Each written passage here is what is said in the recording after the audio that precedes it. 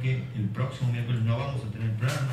El próximo miércoles, como sabemos, es feriado provincial, Día de la Autonomía Provincial, y obviamente no vamos a poder estar aquí presentes en Hablemos de Justicia.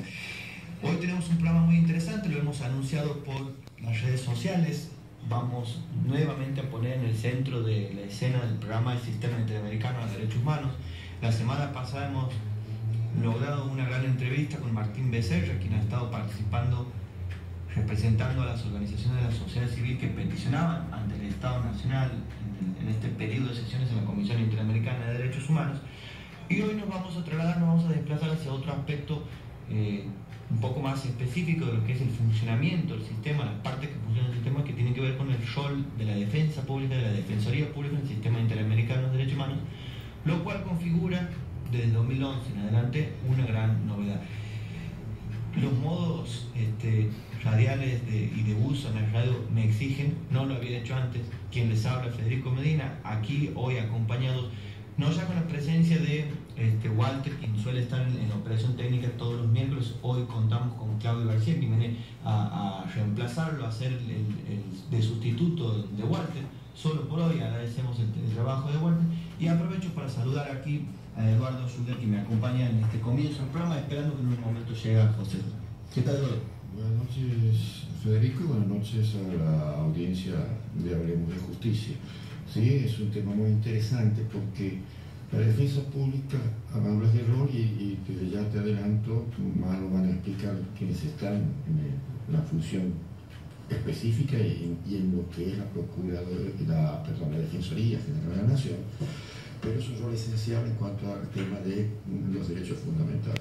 Los jueces, si bien tenemos la obligación constitucional de garantizarlos y de decidir, los que realmente pelean para que haya un verdadero acceso a justicia y realmente las personas puedan efectivizar sus derechos son los defensores. Y especialmente la función del defensor público, que es la garantía que ponga para que sus derechos fundamentales se respeten cuando sean alterados. Sí, habla contigo. Escuchar la otra en la carpeta esta, te digo, que dice 29 de abril, ya directamente la cierro, ¿no? Y que el ciudadano común no conoce. La Defensoría Federal es la Defensoría que actúa en la cabeza de la Defensoría dentro de lo que es el esquema de la Justicia Federal y Nacional, y a su vez quien actúa ante la Corte Suprema de Justicia de la Nación. Y hoy podemos decir también, y nos va a explicar por qué una de las responsables de esta área, la Defensoría de la Nación, actúa también ante la Comisión Interamericana que actualmente representa a las víctimas de los litigios ante la Corte Interamericana de Justicia. Eduardo, uno habla de defensa pública para el oyente, para nuestra audiencia que nos está escuchando del otro lado, y pensamos en quien no está empapado, no está tan involucrado con las cuestiones judiciales en el día a día. Uno habla de defensa pública y habla de un pilar, un lugar fundamental, digamos, en lo que es el desarrollo del litigio, el desarrollo de una causa.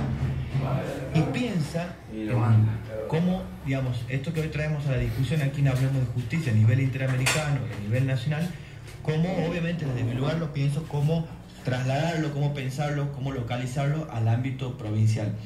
Situándolo en relación a un aspecto, hoy tenemos todavía implementando un proceso muy importante a nivel provincial, que es el proceso de implementación de un nuevo Código Procesal Penal, que puede sonar complicado, puede sonar difícil, pero que en los hechos quiere decir un nuevo sistema penal con nuevos roles, con nuevas funciones a cargo de estamentos o de segmentos del poder que antes tenían otras funciones, y que Santiago, con la vigencia de una nueva ley, viene de a poco transitando un proceso de cambio del sistema penal, donde, Eduardo, la defensa pública asume un lugar de suma importancia.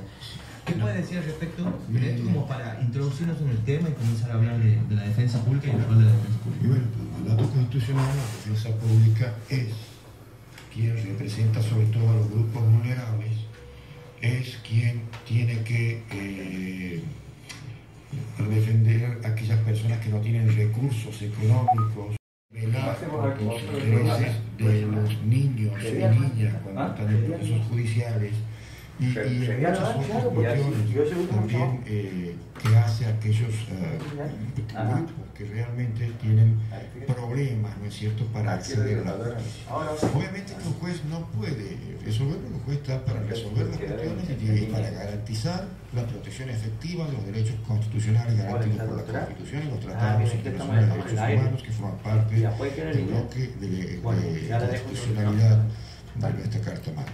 Pero si es que esto no es traído, no. Obviamente no quiero desmerecer con esto la actividad de los abogados particulares, pero la diferencia está en que los abogados particulares es un ejercicio de profesión también comprometido como auxiliares de justicia, pero están ejerciendo un medio también de trabajo y de vida. En cambio, la Defensoría Pública es lo que el Estado, como obligación impuesta por la Constitución, garantiza también que toda persona tenga acceso a la jurisdicción y se le protejan sus derechos.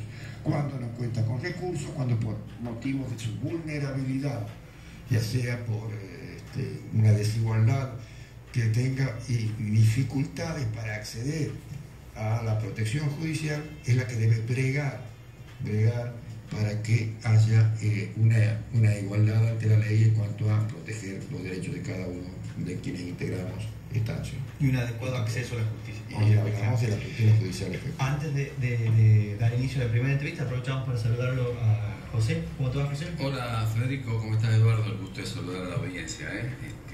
Bien, gracias a Dios, escuchándolo a Eduardo, que bueno, un tema que le apasiona sin duda, como todos nosotros, el tema de la tutela judicial efectiva, ¿no?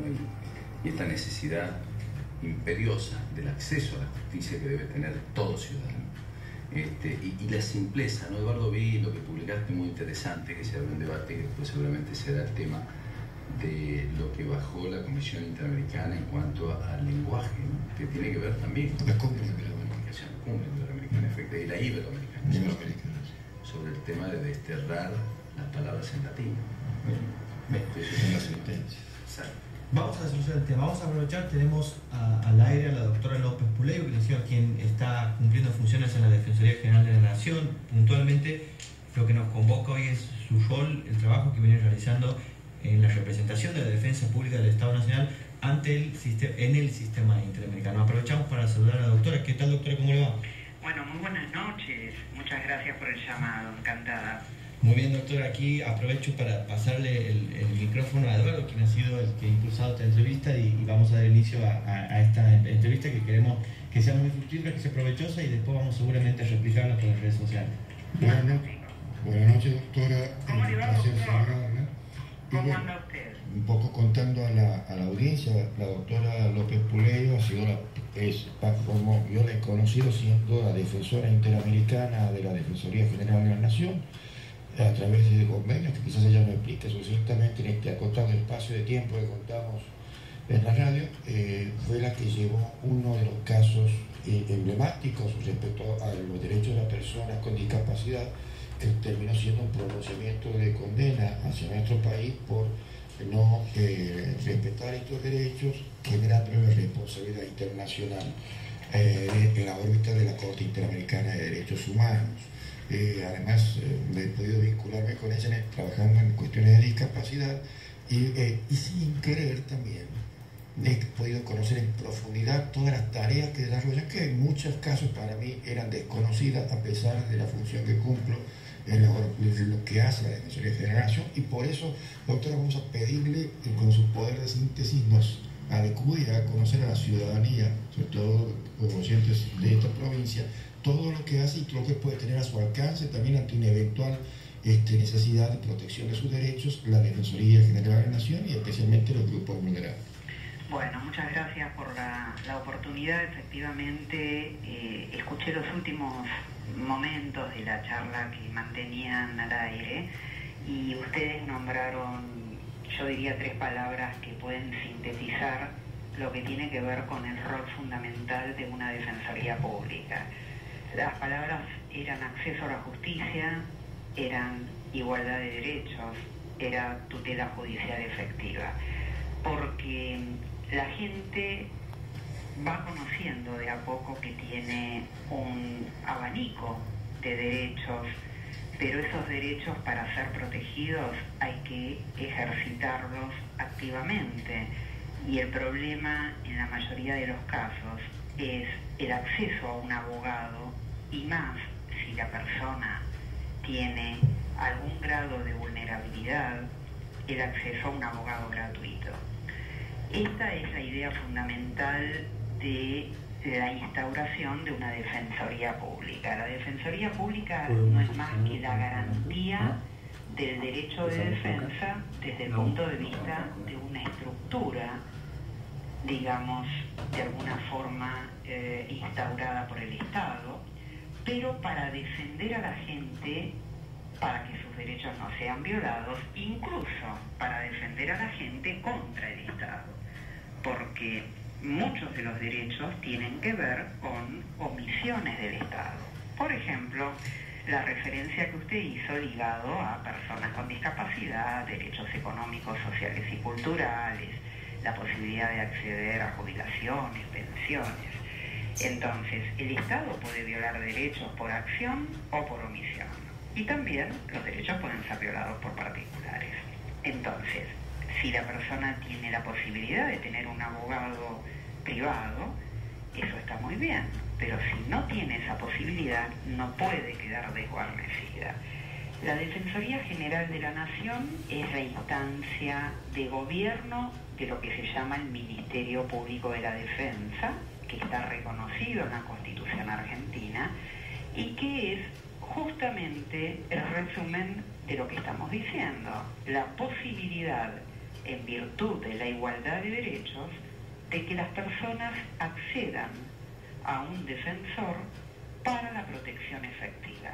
Y este es el punto que yo quiero poner el acento de manera preponderante. No podemos ser hipócritas de decir que con la simple definición en una constitución o en una ley, las personas ya están garantizadas en su acceso a la jurisdicción. Cuando hablamos de efectividad, lo que estamos diciendo es que esa igualdad declamada se tiene que ver efectivizada en la práctica. Entonces, la primera pregunta es, ¿cómo cada sistema de justicia organiza la protección de los derechos a través de un defensor público que va a proteger a la persona? ¿Cuántos defensores tienen? ¿Quién los organiza? ¿Quién los controla? ¿Quién les paga? ¿Cómo se los protege? ¿Cómo se preserva su autonomía?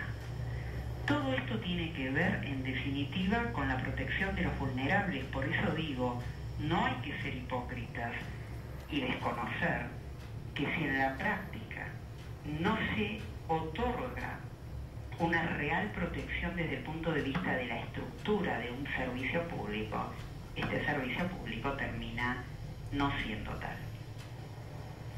Además, la Corte Interamericana siempre habla de una palabra que usted ha dicho muy clara, que es la efectividad, ¿no? No solamente tiene que ser una defensa formal, como usted bien lo ha dicho, porque tiene ley o porque cuente con un defensor. Si esta actuación de la Defensoría, por X motivos, no es una actuación que efectivamente tienda a lograr lo que le manda la Constitución, también estamos, ¿no es cierto?, incursos en una falta de cumplimiento con estos mandatos constitucionales y también del bloque establecido por el 75, inciso 22 de la Constitución, que habla de la incorporación de los tratados internacionales de derechos humanos. Bueno, efectivamente, usted también aludía al principio a mi rol de defensora interamericana. El nacimiento de la Defensoría Interamericana es bastante reciente y justamente tiene su fundamento en la misma idea de lo que venimos hablando.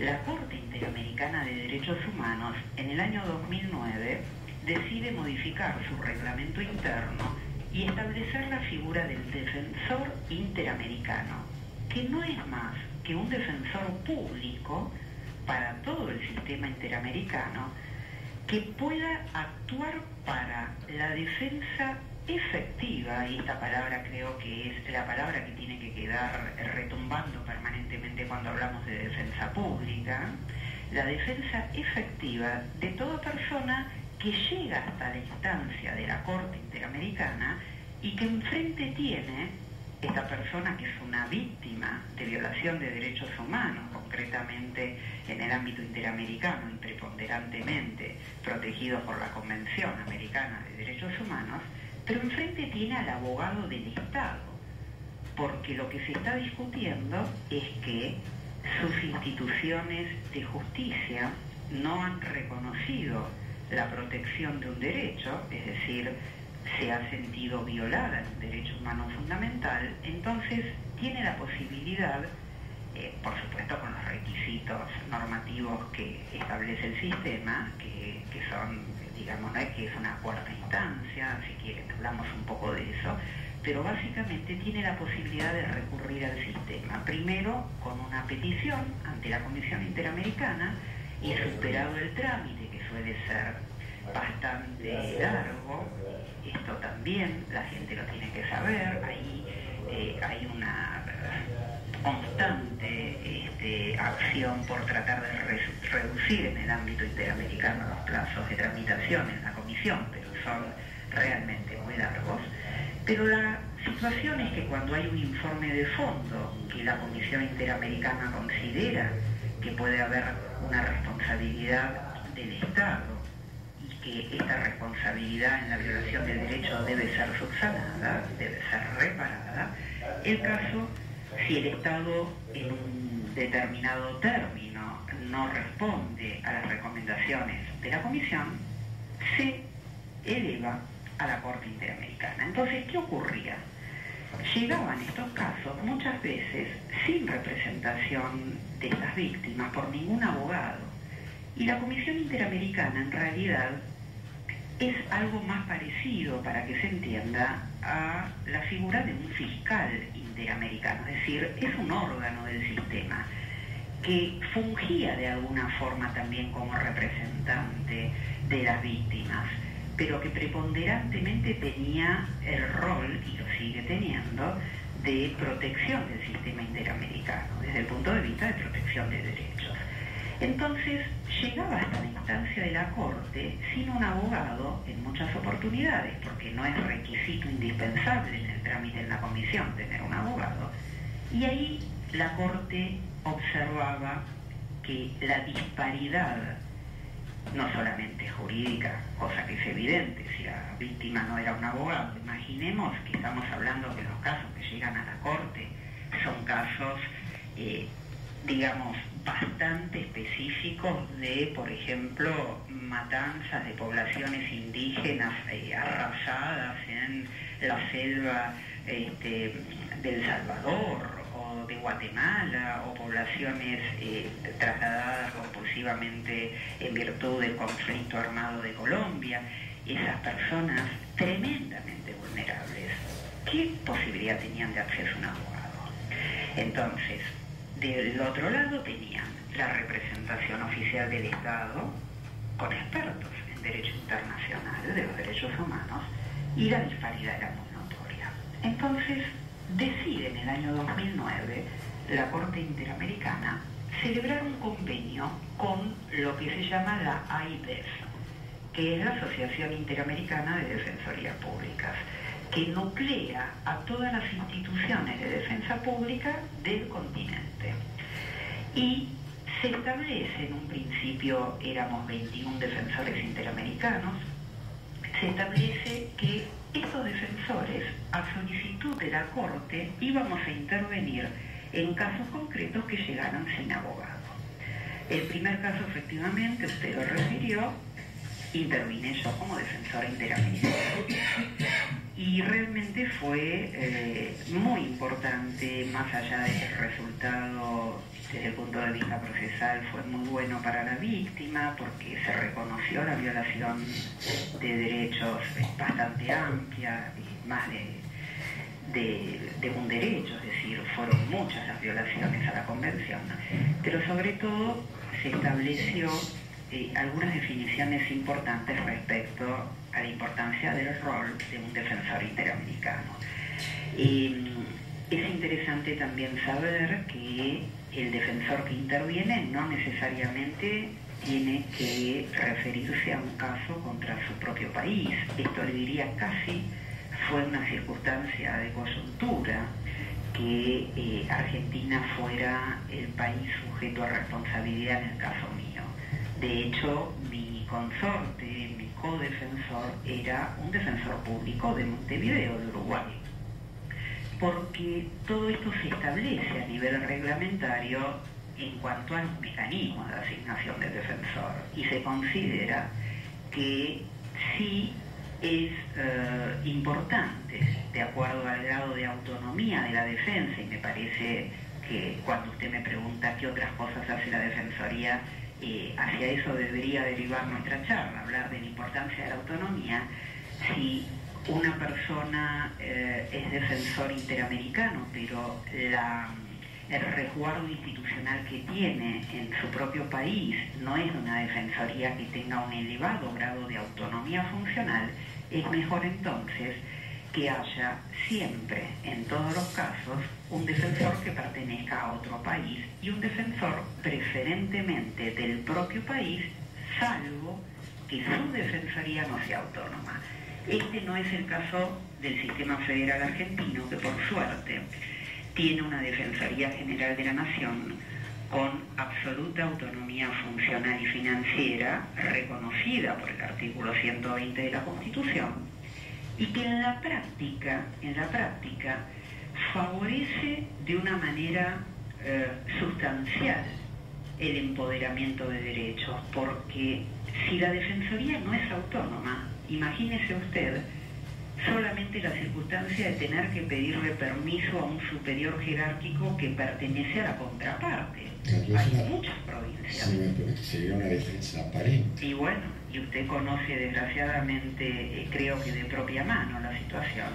Hay muchas provincias donde el jefe de los defensores es en realidad el jefe de la contraparte, es decir, el procurador general de la provincia. Y esto insólitamente todavía ocurre en Argentina, con un fallo de la Corte Interamericana del año 2009 también, que se llama Barreto Leiva, es un caso contra Venezuela, donde surge un estándar clarísimo de la Corte diciendo que es imposible que los servicios de defensa pública y la efectividad, nuevamente, del derecho a la asistencia técnica sea representado y protegido por el jefe de la antítesis, de la contraria. Sobre todo en el derecho penal, donde realmente se ve esa contradicción, y en estos sistemas que garantizan el juez imparcial, como ese sistema acusatorio, que se compone de partes, y donde las partes, una es la acusatoria y la otra la que se defiende. Exactamente, ahí es donde se ve de manera más grosera la antítesis de los contrarios, que no puede ser protegida por justamente quienes ocupan roles antitéticos. Desgraciadamente en Argentina, como le decía, esto ocurre todavía, si uno hace una fotografía de 20 años a esta parte, la situación hoy es mucho mejor, pero con argumentos realmente fútiles. Desgraciadamente los propios procuradores de las provincias hacen esfuerzos, diría yo, insólitos para seguir manteniendo a la contraparte bajo su estructura. Le digo que con argumentos fútiles porque hay 4 resoluciones de la Organización de Estados Americanos de los últimos años, la primera del año 2011 y la última del 2014, es decir, permanentemente refrendadas, donde llaman a los estados del sistema interamericano a inmediatamente efectivizar la autonomía de las defensas públicas, a estructurar sistemas que permitan el manejo funcional propio. Ahora yo imagino que la gente se preguntará, bueno, pero autonomía está muy bien, suena lindo, y en el caso concreto, ¿en qué me beneficia? Primero, con lo que usted acaba de decir, que es algo, diría yo, tremendamente evidente. No puede en un proceso quien lo está persiguiendo criminalmente y está postulando un castigo para la persona, a su vez proteger las garantías y en todo caso marcar que la persecución está mal hecha. Es decir, esto es tan contradictorio como suena en el relato. Pero además, la autonomía es la única posibilidad que tiene un sistema de generar sus políticas propias. Y hay ejemplos, siguiendo con la cuestión penal, hay ejemplos bastante sencillos para que se entienda, ¿no? Todo el mundo sabe que la persona sujeta a un proceso penal no solo sufre en tantas ocasiones la desigualdad procesal, sino la desigualdad social, es decir, hay desigualdades que no tienen que ver con el proceso, sino que tienen que ver con situaciones de vida socioeconómicas, pero que desgraciadamente repercuten en la solución penal.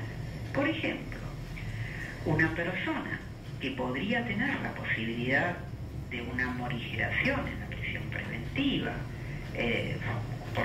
consiguiendo un arresto domiciliario, si no tiene un lugar donde vivir, verbigracia, si no tiene un domicilio, no va a poder recuperar la libertad. Cuando la Defensoría tiene autonomía, insta permanentemente políticas de acceso a la justicia de esos sectores vulnerables. Entonces, va a tener seguramente una estructura preocupada por celebrar convenios de índole social para que diversos organismos, que pueden ser desde sociales, cooperativas, religiosos, digamos de la sociedad civil, favorezcan la posibilidad de que esa persona tenga un lugar de residencia. Si el jefe de esos defensores es la contraparte, yo le aseguro que es imposible que esté buscando, porque su rol institucional es diametralmente opuesto. No va a estar celebrando un convenio para que la persona recupere la libertad. Más que probablemente va a estar preocupado por demostrar que esa persona no debe recuperar la libertad. Efectivamente, doctor. Y sobre todo, quiero yo remarcar y hacer un reconocimiento desde un humilde cargo de judicatura que tengo, los logros que ha tenido en los últimos años la Defensoría General de la Nación. Y esto se ha visto reflejado porque quizás usted me pueda utilizar más.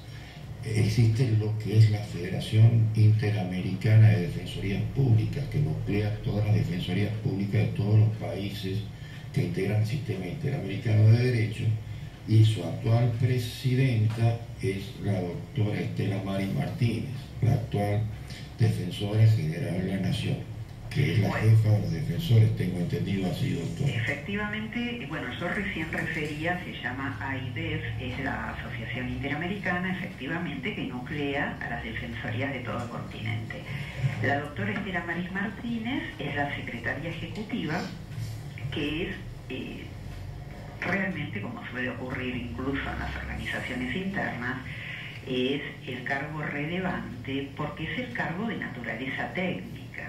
Por cierto, la doctora Estela Maris Martínez, que todos conocen su enorme rigor profesional, pero además su conocimiento por tener desde hace 30 años el rol de defensora pública. Ella comenzó siendo una defensora de instrucción, después pasó a ser defensora ante los tribunales orales en la ciudad de Buenos Aires, luego, y siempre por concurso, defensora ante la Corte, es decir, la instancia más alta en el ámbito federal, y luego defensora general de la Nación hace más de 10 años. Y siempre en lo académico también, ¿no? Y por supuesto, profesora en la Facultad de Derecho de la Universidad, por concurso. Es decir, Estela Maris Martínez es una muy reconocida defensora del derecho de defensa.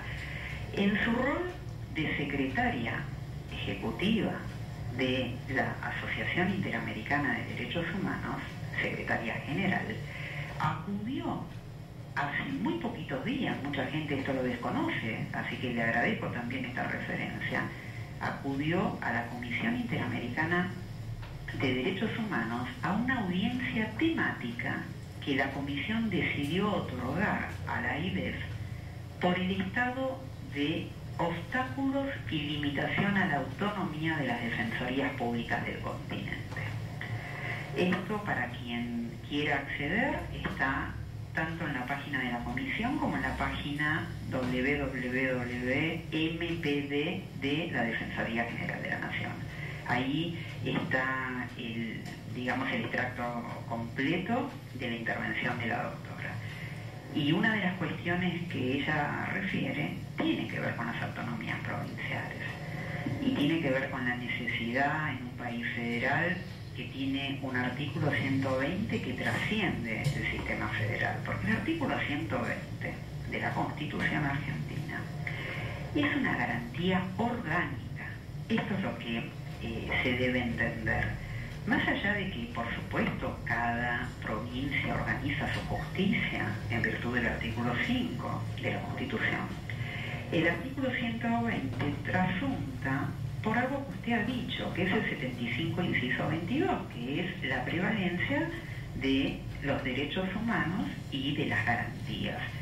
El derecho a un defensor es parte del derecho de defensa y la garantía es orgánica porque establece el deber de prestación del Estado. Entonces, entre la persona y el Estado existe el deber de prestación. Y esto trasunta el sistema de organización federal. Esto debe regir para todo habitante de la República Argentina. Entonces, ¿quiénes son los organismos del sistema que interpretan los pactos en el ámbito del sistema interamericano? La Comisión y la Corte. Y tanto la Comisión como la Corte vienen diciendo que el derecho a una defensa efectiva solo puede surgir de una defensoría autónoma. Y creo que de la misma jurisprudencia de la Corte Interamericana, la producción, en un, me animo a decir, más de un 70%, aducen en algún caso, siempre está en juego el tema de la afectación a las garantías judiciales y a la tutela judicial efectiva, es decir, la falta de acceso a la tutela de los derechos fundamentales que esas víctimas que llegan a instancias de la Comisión y posteriormente se elevan las cuestiones a la Corte Interamericana, siempre ha habido una defección o un incumplimiento del Estado con su obligación impuesta al firmar y después ratificar la Convención Americana de Derechos Humanos y otros tratados de derechos humanos en el ámbito universal que también lo imponen de esta manera, ¿no? Es cierto, doctora.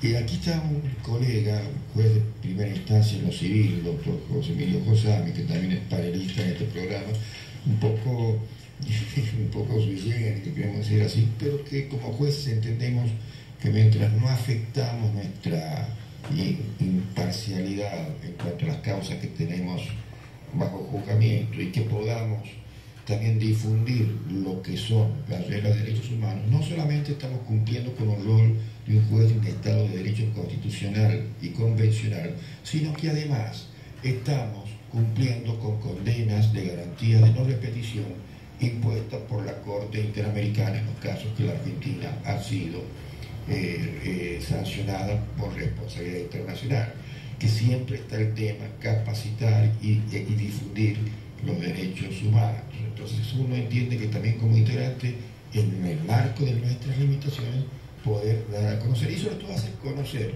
aquellos lugares donde puede acceder la gente para proteger sus derechos, porque el verdadero canal que tenemos, y lo comentábamos antes de iniciar la charla en esta entrevista, son las defensorías públicas, por lo general, sobre todo de grupos vulnerables que no tienen acceso, como usted bien lo ha mencionado, a la defensa particular. Y esto un poco nos lleva a debatir quizás estos temas o ser un canal para que también el ciudadano común vea que los jueces también estamos en la problemática del día a día y que muchas veces nuestro rol de imparcialidad nos lleva y a veces vemos que hay situaciones de verdadera injusticia que porque no ha sido debidamente acompañada de una asistencia técnica efectiva, no se lo puede hacer. Hoy por hoy, claro, esto ha cambiado mucho y podemos de oficio a veces, no siempre, sortear estas cuestiones con el tema del control de convencionalidad, ¿no? Bueno, me sacó la palabra de la boca. Yo no solo comparto sus palabras, sino que especialmente lo felicito a usted y al colega juez Osami.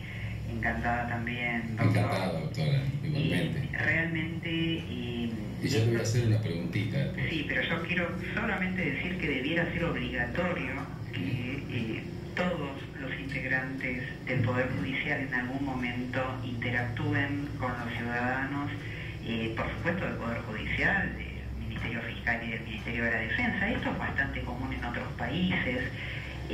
Debería existir algún programa permanente, organizado incluso por los tribunales superiores, para interactuar con la gente, para hablar de derechos. Y además, muy bien dicho, esto es una obligación impuesta en las condenas en general por el sistema interamericano, por caso, en la situación del caso Furlan, que fue el primer caso de Defensoría Interamericana que yo representé a las víctimas. En ese caso se exige a los jueces, en virtud del control de convencionalidad, justamente no solo la aplicación de los estándares y las decisiones establecidas en la sentencia, sino la necesidad de capacitarse y llamar lo que ellos dicen el principio de transparencia activa, que es difundir permanentemente por el Estado argentino, mediante todas sus agencias, lo que incluye el Poder Judicial, la forma de ejercicio de derecho. ¿Y qué mejor forma que, por ejemplo, una audiencia radial? Totalmente, y nosotros eso es lo que valoramos mucho de nuestros entrevistados, ¿no? Entrevistados de lujo realmente como usted, y han pasado muchos magistrados, fiscales que han hablado aquí en Hablemos de Justicia. Pero yo quiero ser breve y además antes contarle, bueno, yo he tenido la suerte de tener a la doctora Estela Maes Martín y al doctor Luis Niño, ya por el 92 en la UBA, en un curso de posgrado, ¿no? Realmente un verdadero lujo, como lo decía usted. Pero el caso Furlan, lo hablábamos con el doctor Yugdar, Furlan, ha sido un caso que en los famosos DESC, como usted manifestaba, que están los derechos económicos, hasta ha motivado y ha cambiado, y tan como usted bien lo repetía terminantemente, que sea así, una cuestión de relación con las cuestiones de daños y perjuicios que ha permitido que realmente sean las indemnizaciones pagadas de una manera concreta y no muchas veces en los abusos en los que las compañías de seguro caían con respecto a las víctimas, ¿no? Claro. Eso ha sido una de las cuestiones. Sí, realmente, bueno, quizás para que se entiendan en el contexto, la situación realmente escandalosa de que un niño de 14 años que ha sufrido un accidente y a partir de allí y el derrotero de 10 años de causa judicial para que en definitiva los daños y perjuicios asumidos en la sentencia como responsabilidad del ejército argentino, porque se trataba de un predio abandonado del ejército donde ocurrió el accidente de este niño, fueran pagaderos en bonos solamente a ser pasibles de cobro en el año 2016. Qué paradoja, estamos hablando hoy en el año 2016 y esto ocurrió en el año 1988. Es decir, que un sistema de justicia esté diseñado para que un niño que necesitaba el dinero era una familia, digamos, vulnerable, una familia con limitación de recursos, y necesitaba el dinero para hacer un tratamiento no solo de habilitación, sino de rehabilitación, y ese dinero pudiera estar completo en el año 2016. Habla de por sí de que era obvio que algo tenía que generar en situaciones del día a día de nuestros procesos, de nuestros tribunales, más allá de este caso excepcionalmente escandaloso, ¿no? Una de las cosas que preguntaba en la audiencia la Corte a los peritos era, bueno, pero en el caso argentino, ¿cuánto suele demorar? Porque se trata de la violación del plazo razonable, el caso Furlan básicamente, más allá de otras violaciones notorias, como el derecho de propiedad y de integridad que estamos contando. Y el perito decía, bueno, no debería un caso así sencillísimo, porque estaba claro quién era el responsable, estaba claro cuál era la relación causal, estaba claro la relación entre la víctima y el lugar donde había ocurrido el hecho, no debería tardar más de 2 años. No debería tardar más de 2 años. Y llegamos al año 2016, donde el sistema de justicia argentina decidió que iba a tener el niño de 14 años, hoy tiene casi 41, iba a tener el dinero para su rehabilitación.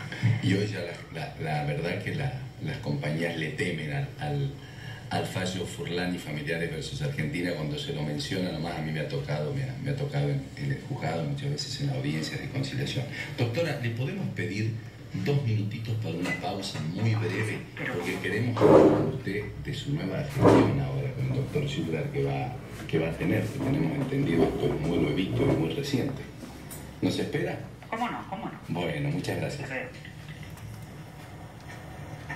Nacional, tenemos a principios del año pasado y de este año también grandes cambios que hacen a la realidad jurídica nacional, y entre ellas algo que es de incumbencia directa de usted, lo que tiene que ver con la implementación del Código Procesal Penal. Sabemos que ha sido algo que ha quedado en suspenso, que ha quedado ahí como parte de un plan de reformas que se ha presentado al Ministerio de Justicia, y usted particularmente había sido, queremos saber también en qué estado está esto, designada en una secretaría especial que se habría creado en la Defensoría General de la Nación para la implementación de este nuevo Código Procesal que, como decimos, por vía de un decreto suspendió todo un proceso legislativo por el cual se llegó a una reforma necesaria y muy determinante en lo que hace al aseguramiento de la vigencia de las garantías constitucionales. ¿Tiene algo para decirnos respecto a este tema?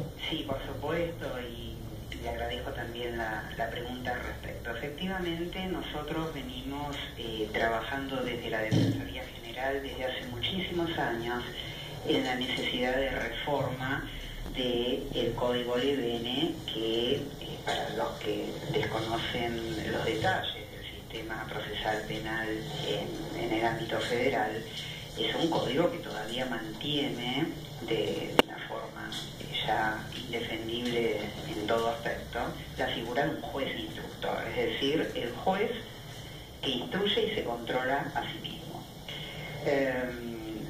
Yo trabajé desde muy jovencita con quien fue mi maestro en el derecho procesal penal, Julio Mayer, en todo lo que tuvo que ver con el movimiento reformista, digamos el paso del modelo inquisitivo al sistema acusatorio, que como bien saben, ya desde los albores de la democracia, se instauró la necesidad de reforma de ese sistema. El código diseñado por Julio Mayer, que no vio la luz en los fines de los 80, sin embargo fue el código luego que generó la gran reforma en toda Latinoamérica. Entonces, el código que no pudimos cristalizarlo, digamos, hacerlo realidad en la Argentina, paradójicamente fue de a poco tomado por más de 20 países en la región. Llegamos a una etapa, año 2007, donde se realiza en el Ministerio de Justicia, se constituye una comisión especial que yo integré en representación de la Defensoría, junto con mi colega que era Silvia Martínez, defensora de instrucción en la Ciudad de Buenos Aires, para generar un anteproyecto de reforma. Ese anteproyecto tampoco vio la luz, quedó ahí, quedó como anteproyecto, no tuvo estado parlamentario. Luego se sucedieron algunos otros proyectos, baste hablar del proyecto Albrieu, que fue el que nucleó en diputados, diría yo, el consenso de prácticamente todos los bloques y que tomaba muchísimo del proyecto elaborado por esta comisión del Ministerio de Justicia del 2007. También el proyecto de INESID era parte sustancial de ese proyecto de Albrieu. Lo cierto es que tampoco se pudo avanzar en eso. Llegamos entonces al proyecto del Ministerio de Justicia de la Nación, que efectivamente termina siendo Código Procesal Penal y que debía entrar el 1 de marzo en operación, digamos, concreta, operatividad concreta. Entonces, desde la Defensoría trabajamos muchísimo todo el año 2015, no solo capacitando a nuestros integrantes, sino estableciendo los mecanismos fundamentales para la puesta en vigencia del nuevo sistema. Acá hay que decir algo fundamental. La Ley Orgánica de la Defensa Pública también se reformó el año pasado y es una ley que recepta todos los estándares de defensa técnica efectiva del derecho internacional de derechos humanos y toda la moderna política del proceso penal desde el lugar de la defensa. Entonces instaura la figura del defensor investigador, el defensor que con autonomía propone pruebas, el defensor que puede controlar. Nosotros tenemos desde hace muchísimos años el cuerpo técnico pericial propio, que es fundamental y que habla también de la igualdad de armas que referíamos anteriormente. Lo cierto es que el nuevo sistema exigía una implementación acorde. Lo cierto también es que el gobierno que asumió en el mes de diciembre, el ministro de Justicia, consideró que los tiempos no estaban dados para la puesta en vigencia. En nuestra experiencia, el Poder Judicial había estado un poco, diría yo, demorado en la instauración de las oficinas judiciales, pero no pensamos nunca que se iba a suspender un año, pensamos que iba a ser 6 meses. Y ahora esto va de la mano también de una declamada política de transferencia de la justicia que hoy se conoce como justicia nacional al ámbito de la ciudad de Buenos Aires. Entonces, lo que iba a ser la puesta en marcha el 1 de marzo en la ciudad de Buenos Aires pasó a ser, según estableció el Ministerio de Justicia y también la Comisión Bicameral refrendó en una resolución, la Comisión Bicameral, que el Código dice que va a ser la que reglamente las cuestiones básicas de la puesta en marcha, estableció que iba a ser a partir entonces, ahora sí, del año 2017, en jurisdicción Salta y Tierra del Fuego. Así que desde la Secretaría nosotros tenemos 2 grandes ámbitos de actuación. No solo lo que tiene que ver con la implementación concreta del nuevo modelo procesal, sino con todo lo que tiene que ver con el sistema penal relacionado, porque el nombre de la Secretaría también tiene el calificativo de estratégico, relacionado con todo el litigio estratégico. ¿Qué es el litigio estratégico? Con una nueva ley orgánica que, sobre la base de la autonomía, establece un rediseño de la figura del defensor que actúa con ponderación de causas según litigio estratégico, entonces se puede seleccionar previamente ámbitos de violaciones sistemáticas de derechos para actuar de manera conjunta con equipos expertos, investigadores, de manera tal de modificar modos de actuación de la justicia, no solo en el caso individual, sino en el cúmulo de casos, para que actúen con efecto paradigmático. Entonces, más allá de que en algunas jurisdicciones todavía no se va a aplicar el nuevo sistema, no nos olvidemos que tenemos nuestra ley orgánica que responde a estos estándares, a estos ordenamientos, y la ley está vigente desde junio del año pasado, así que estamos trabajando en toda esta línea, diría, de manera fuerte. Lamentablemente siempre parece que es una costumbre en nuestro país de llegar tarde a los acontecimientos, ¿no?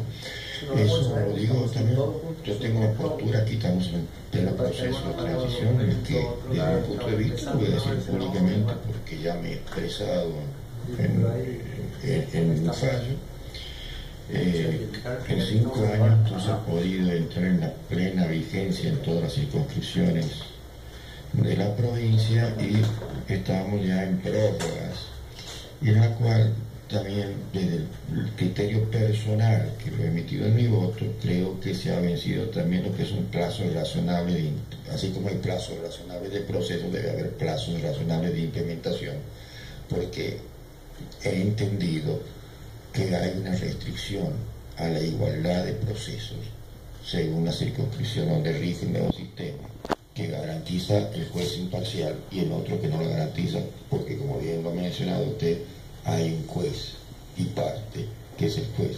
Y cuando la defensa cuestiona alguna línea investigativa o alguna medida, está cuestionando la misma decisión que tomó el juez como investigador, ¿no? La parte del juez de instrucción que hablamos. Todo creo que son cosas que todavía en muchos aspectos no pensamos con conciencia de derechos humanos. Y creo que hablamos también otras cuestiones pendientes que tenemos, por ejemplo, temas de género, en el cual nadie está en desacuerdo y nos asombramos ante los hechos aberrantes de violencia y violencia extrema contra la mujer. Pero cuando se intentó elevar a jerarquía constitucional el pacto de Belén do Pará, la Convención de Belén do Pará, solamente logró media sanción en la Cámara de Diputados y después el proyecto no pudo ser logrado. Y así hay tantas otras cosas. Hoy veía una petición también con el tema del asesor de los niños y niñas, que también es una materia pendiente desde hace 12 años en la Nación también, ¿no? Seguramente va a ser un tema que con la doctora lo vamos a poder ir tratando en otra ocasión, que esperemos, doctora, la podamos convocar en otro miércoles aquí en Hablemos de Justicia. Pero por supuesto, con absoluta disposición, y vuelvo a decirles, me congracio de que exista este espacio. Realmente lo felicito, con absoluta franqueza. Es emocionante. Yo soy magistrado también hace 20 años y soy, como ustedes, digamos, de los pocos, porque desgraciadamente no son muchos los que en el Poder Judicial trabajan para abrir cada vez más. Esto es muy bueno, que la sociedad sepa el día a día digamos, lo que pasa dentro de los tribunales.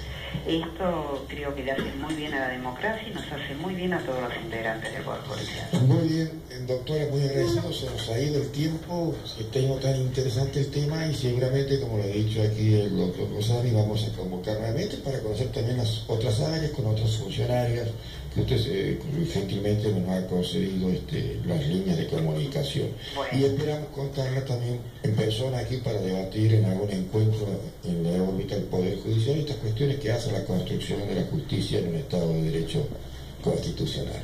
Muy amable y que tengan muy buenas noches. Buenas noches, doctora, muchas gracias. Muy bien, nos estamos yendo. Ya como decía, estuvo Claudio García en la parte técnica, nos ha acompañado. Muchas gracias, Claudio. Y nos vemos, Eduardo, Dios mediante, el próximo miércoles a las 21 en Hablemos de Justicia junto a Federico Medina también y quienes habla José José. Chao, buenas noches.